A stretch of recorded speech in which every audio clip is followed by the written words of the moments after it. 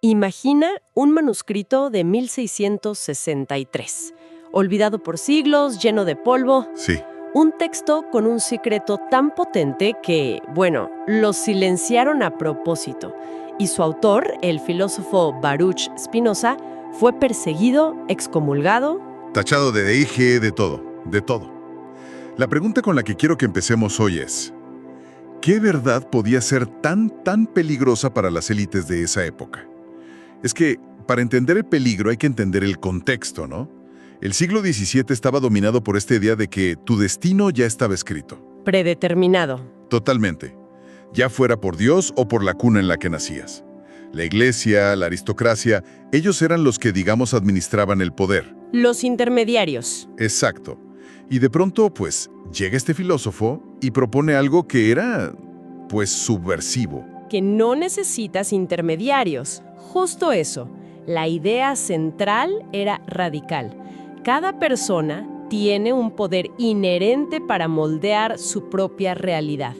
Que la abundancia, la prosperidad, todo eso, no depende de la suerte o del privilegio. Ni del favor de alguien más. Para nada. Depende de un poder que está oculto en la propia mente. O sea, un concepto que, si la gente lo entendía masivamente, podía desmoronar todos esos sistemas de control. Le quitaba el poder a las instituciones y se lo daba a la gente. Eso es dinamita pura para esa época. Y la verdad se me hace que para la nuestra también, en cierto modo. Sin duda. Así que hoy vamos a analizar a fondo este método. Un proceso de 3 pasos que promete transformar la realidad de una persona. Y también vamos a explorar esas barreras psicológicas que, según el mismo texto, impiden que la mayoría lo logre. Perfecto. A ver, vamos a entrarle a esto. El primer paso lo llaman emmendatio intellectus. Una frase en latín que suena muy rimbombante. Sí, pero que podríamos traducir como liberación mental, ¿no? La premisa es que sin este paso, nada de lo que sigue puede funcionar. Es la base de todo. Y lo que es fascinante aquí es el argumento de que casi todos vivimos atrapados por ideas que ni siquiera son nuestras. El texto las llama cadenas invisibles. Cadenas invisibles. ¡Qué fuerte! Sí, son esas creencias que te implantan desde la infancia, ¿sabes? Que el dinero es escaso, que el éxito exige un sacrificio enorme. La gente como nosotros nunca triunfa. Ese tipo de cosas. Justo. El texto dice que no son observaciones de la realidad, son decretos que la van creando. Y propone un ejercicio que me pareció muy revelador. Consiste en pensar en un deseo concreto. Por ejemplo, una meta financiera. Algo ambicioso, sí, algo que se sienta grande. Y solo prestar atención a esa voz interna que salta luego. La que te dice, eso es muy difícil, no eres suficiente. No tienes suerte. El texto afirma que esa voz no es tuya, es una programación externa. Y ahí es donde a muchos les puede volar la cabeza. No es realismo, es un programa, un software que corre en automático. Y te lleva a una pregunta bien profunda. A ver. ¿Quién serías si nunca te hubieran enseñado a dudar de tu poder? El primer paso es entonces identificar y empezar a desechar esas creencias que no te empoderan. Oye, pero aquí me surge una duda importante. ¿Cómo distingues esa programación de la prudencia? O sea, a veces hay que ser realista para no estrellarse, ¿no? Es una pregunta excelente. Y sí, el texto lo aborda. No se trata de ser imprudente para nada. La diferencia es sutil, pero es gigantesca. Ok, la prudencia evalúa riesgos de una acción. Por ejemplo, si invierto todo mi dinero aquí sin investigar, podría perderlo. Eso es estratégico. Ajá. La creencia limitante ni siquiera te deja pensar en la acción. Te dice, invertir es para ricos, yo siempre pierdo. Es una sentencia, no una estrategia. Ya veo. Una cosa es analizar el mapa y otra es creer que el mapa dice no puedes pasar. Le diste en el clavo. De eso se trata este primer paso, de limpiar la mente de esas sentencias para poder ver el mapa real, lleno de posibilidades. Ok, entonces una vez que empiezas a limpiar esa basura mental, ¿qué sigue? Aquí es donde entra el segundo paso, la conexión con el todo. Justamente, ya limpiaste el terreno, ahora hay que sembrar. Y esta idea es puro Spinoza. Para él, Dios o la naturaleza no era una entidad allá afuera, en el cielo. No era un señor barbudo. Para nada. Era y es la sustancia misma de todo lo que existe. El universo entero es esa conciencia, esa energía. Espera, eso cambia todas las reglas del juego, porque si es así, como dice la analogía del texto, la del océano y la ola, Ajá. significa que no le estamos pidiendo algo a una fuerza externa. Estamos, en esencia, reconfigurando una parte de nosotros mismos. Esa es la idea. Esa es la idea central. La mayoría de la gente falla, según esta filosofía, porque opera desde la separación. Intentan manifestar abundancia sintiéndose escasos. Claro, se sienten pobres mientras piden dinero. Es una contradicción. El texto lo describe como un mendigo rezando por un banquete mientras su estómago le ruge de hambre. Su realidad emocional, el hambre, es una señal mucho más fuerte que su deseo. Entiendo la filosofía, es muy potente. Pero, en la práctica, ¿cómo se conecta uno?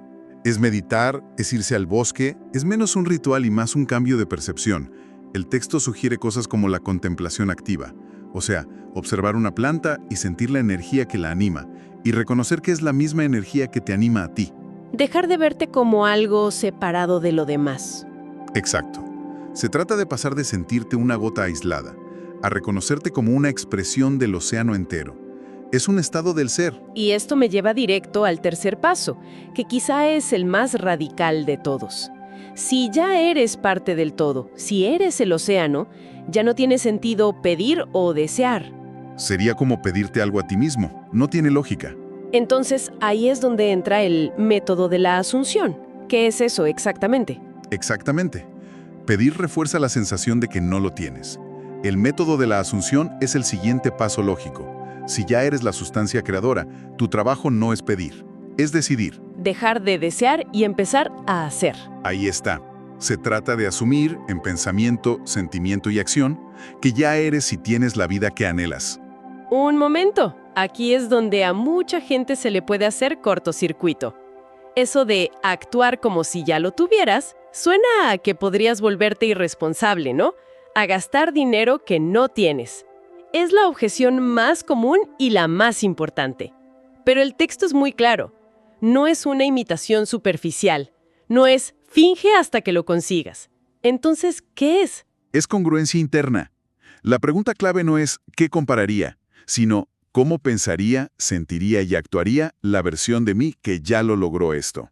Ah, ok, es diferente. Totalmente. No se trata de comprar el coche de lujo que no puedes pagar. Se trata de, por ejemplo, tomar decisiones desde la calma y la confianza, no desde la desesperación. Es más un cambio de identidad que de comportamiento externo. Es un cambio de identidad que como consecuencia genera nuevos comportamientos. De hecho, propone un ejercicio de 21 días. A ver, cuéntamelo. Cada noche, antes de dormir, visualizas tu vida deseada no como algo a futuro, sino como un recuerdo. Sientes la gratitud, la paz de que ya es real. Y durante el día te preguntas, ¿cómo manejaría esto la persona en la que me estoy convirtiendo? Es una realineación completa. Ok, el método suena, pues, lógico dentro de su propia filosofía. Liberas la mente, te conectas y asumas la nueva realidad. Pero, seamos honestos, la vida de la mayoría no es así. No, para nada. El texto tiene que explicar por qué falla para tantos. Y ahí es donde entra el concepto de la barrera invisible, ¿cierto? Sí, y esta es la parte más difícil. La barrera es la identidad vieja. El texto es una metáfora que es buenísima. Tu vida es una película, y tú eres el actor. Exacto. Si te levantas cada día e interpretas al mismo personaje de siempre, la persona que lucha, que duda, que se queja, el guión no puede cambiar. El universo te sigue dando escenas para ese personaje. Para cambiar la película tienes que cambiar de personaje primero. Incluso antes de que el escenario cambie. Y esa vieja identidad, créeme, no se rinde sin pelear. Me imagino. Pelea con todo, porque es lo familiar, lo conocido. En psicología moderna le llaman disonancia cognitiva.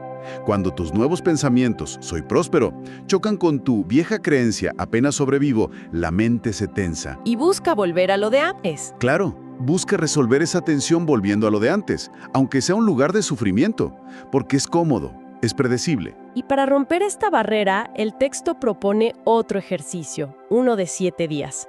Es algo muy complicado. No, es muy concreto. Son acciones deliberadas para mandarle una señal a tu propia mente. En la mañana, escribes tu nueva identidad en presente. Ok. Durante el día, haces 3 acciones, por pequeñas que sean, que esa nueva versión de ti haría. Si tu nueva identidad es de alguien saludable, pues una acción es elegir la ensalada en vez de las papas fritas. Son actos que le dicen a tu subconsciente, esto va en serio. Entiendo. Son como pruebas físicas de que el cambio es real. Exacto. Y aún así, se menciona un último obstáculo, el sabotaje invisible. Es lo mismo que la barrera de la identidad. Es el mecanismo de defensa de esa barrera. El sabotaje es ese impulso de regresar al camino viejo. El texto lo describe como un sendero conocido en el bosque. Aunque no te guste a dónde lleva. Aunque no te guste. Es cómodo, es fácil. El nuevo camino, el de la nueva identidad, hay que abrirlo casi a machetazos al principio. Qué buena imagen. Y cada vez que sientes la tentación de quejarte, de dudar, de procrastinar, el texto dice que no es un fracaso, es una prueba. Una encrucijada. Exacto. Una pregunta. ¿De verdad quieres cambiar? Demuéstralo ahora. La clave es elegir conscientemente el nuevo camino, una y otra vez, hasta que se vuelva el camino por defecto. Entonces, este viaje que propone el texto, que nació de una idea que se consideraba peligrosa hace siglos, va mucho más allá de una simple técnica. Muchísimo más allá. Es un proceso profundo para reconfigurar quién eres, liberar la mente, conectar con un poder mayor y, al final, asumir una nueva forma de ser. En esencia, es un ejercicio radical de autocreación. Y por eso Spinoza daba tanto miedo, porque su propuesta es que tu identidad no es una etiqueta fija. Sino algo que puedes esculpir. Algo que puedes y debes esculpir activamente. Le quita la responsabilidad al destino, al gobierno, a quien sea, y te la pone a ti en las manos. Y eso, pues para muchos es tan aterrador como liberador. Y eso nos deja con una reflexión final para toda la gente que nos escucha. El texto sugiere que nuestra identidad actual es en gran parte una construcción, un personaje que hemos aprendido a interpretar. Un guión heredado, sí. La pregunta que queda en el aire es, si no somos el personaje que hemos estado interpretando, ¿quiénes somos realmente cuando dejamos de leer esas líneas? ¿Qué queda cuando se apagan las luces de ese viejo escenario?